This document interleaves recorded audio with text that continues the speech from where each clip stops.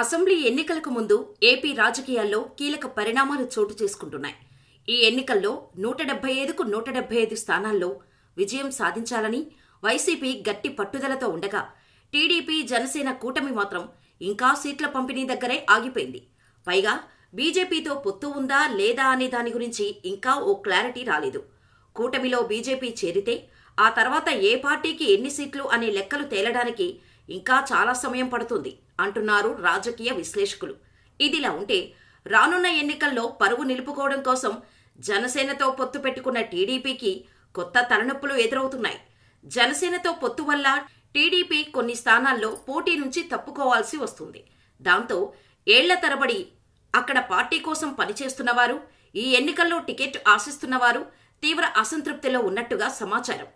జనసేన కోసం తమ సీట్లను త్యాగం చేయటం ఎందుకని వారు ప్రశ్నిస్తున్నారట. ఇప్పటికే జనసేన కోసం రాజమండ్రి రూరల్ నుంచి టీడీపీ సీనియర్ నేత బుచ్చయ్య చౌదరిని పోటీ నుంచి తప్పించిన సంగతి తెలిసిందే. ఈ జాబితాలో మరికొందరు సీనియర్లు కూడా ఉన్నారట. ఇక జలీల్ ఖాన్ వంటి నేతలు బహిరంగంగానే తమ అసంతృప్తి వ్యక్తం చేస్తుండగా, కొందరు మాత్రం వైసీపీతో మంతనాలు, సంప్రదింపులు జరుపుతున్నారని టాక్ వినిపిస్తోంది. ఇక జలీల్ ఖాన్ అయితే టీడీపీకి 2 రోజులు గడువు ఇచ్చాడు.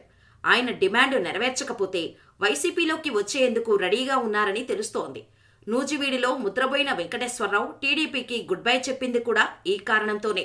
వైసీపీ అసంతృప్త ఎమ్మెల్యే కొలను పార్థసారథికి టికెట్ రాకపోవడంతో ఆయన టీడీపీ గూటికి చేరారు.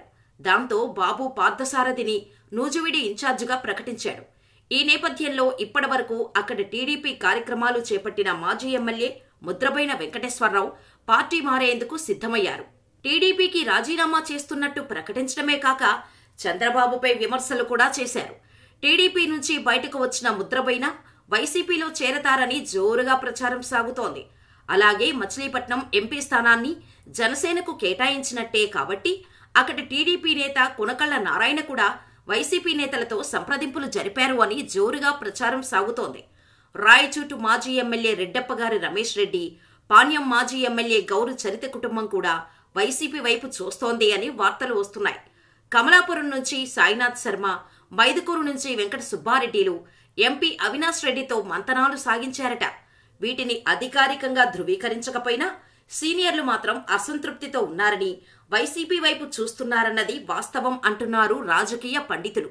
ఇక ఇదిలా ఉంటే టాలీవుడ్ స్టార్ హీరో జూనియర్ ఎన్టీఆర్పై టీడీపీ సీనియర్ నాయకుడు గోరంట్ల బుచ్చయ్య చౌదరికి తిరిగి రాజమండ్రి రూరల్ సీటు దక్కకుండా నారా చంద్రబాబు నాయుడు ప్లాన్ వేశారా? రాజమండ్రి రూరల్ నియోజకవర్గ అభ్యర్థిగా కందుల దుర్గేష్ పేరును పవన్ కళ్యాణ్ ప్రకటించడం వెనుక ఉన్న స్కెచ్ ఇదేనా? ప్రస్తుతం అటు పార్టీలోనూ ఇటు గోదావరి జిల్లాల్లోనూ ఇదే చర్చ బలంగా జరుగుతోంది. వాస్తవానికి పొత్తులో భాగంగా కుప్పం, మంగళగిరి, టెక్కలి, హిందూపురం మొదలైన స్థానాలు జనసేనకు ఇస్తారా? అదెంత అసాధ్యమో రాజమండ్రి రూరల్ కూడా అలాగానే భావించాలి. కారణం, బుచ్చయ్య చౌదరి ఈనాటి వ్యక్తి కాదు. టీడీపీకి బుచ్చయ్య చౌదరితో ఉన్న అనుబంధం నేటిది కాదు. 1982లో ఎన్టీఆర్ తెలుగుదేశం పార్టీని స్థాపించిన సమయంలో ఆ పార్టీలో చేరిన ఫస్ట్ బ్యాచ్లో బుచ్చయ్య సోదరుడు రాజేంద్ర ప్రసాద్ ఒకరు. ఈ సమయంలో సోదరుడు ప్రోద్బలంతో ఎన్టీఆర్ సమక్షంలో తెలుగుదేశం పార్టీలో చేరారు బుచ్చయ్య. అంటే టీడీపీ పునాదుల నుంచి ఆయన ఆ పార్టీలో ఉన్నారన్నమాట. అనంతరం గోదావరి జిల్లాలో పార్టీ కన్వీనర్గా పార్టీని క్షేత్రస్థాయిలో బలోపేతానికి కృషి చేశారు. ఈ క్రమంలో ఎన్నో బాధ్యతలు, మరెన్నో పదవులు, పార్టీకి ఎన్నో సేవలు చేసిన ఆయన ఇప్పటికీ 6 సార్లు ఎమ్మెల్యేగా గెలిచారు. 2019 జగన్ వేవులో సైతం రాజమండ్రి రూరల్లో ఫ్యాన్ తిరగకుండా ఆపగలిగారు. గెలిచిన 23 మందిలో ఒకరుగా నిలిచారు. అలాంటి బుచ్చయ్యకు రాజమండ్రి రూరల్ టికెట్ దూరమవుతుందని అంటున్నారు. మరో సీటును చంద్రబాబు కేటాయిస్తారనే నమ్మకం కూడా లేదని చెబుతున్నారు.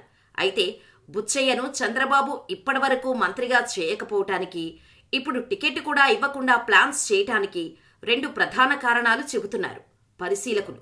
ఇందులో భాగంగా 1995లో ఎన్టీఆర్ గద్దె దింపటంతో చంద్రబాబుకు వ్యతిరేకంగా పెద్దాయన పక్షాన పోరాటం చేసి ఆయన మరణం వరకు ఆయనతోనే నడిచారు బుచ్చయ్య. ఇది ఒక కారణమని చెబుతున్నారు.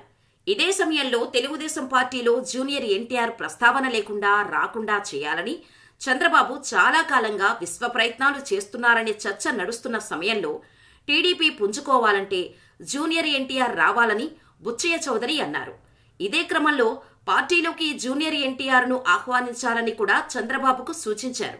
దీంతో నాడు సీనియర్ ఎన్టీఆర్ వెంట ఉండటం, నేడు జూనియర్ ఎన్టీఆర్కు టీడీపీ బాధ్యతలు అప్పగిస్తే పూర్వ వైభవం వస్తుందన్నట్టుగా వ్యాఖ్యానించడం వంటివే చాలా మంది జూనియర్ల సీట్లను సైతం కాపాడుతూ సీనియర్ మోస్ట్ అయిన బుచ్చయ్య చౌదరి సీటును మాత్రం జనసేనకు సమర్పించడం వెనుక గల బలమైన కారణాలనే కామెంట్లు వినిపిస్తున్నాయి. అయితే బుచ్చయ్య మాత్రం తనకే టికెట్ అనే ఆశతో ఉండటం గమనార్హం. చూడాలి మరి.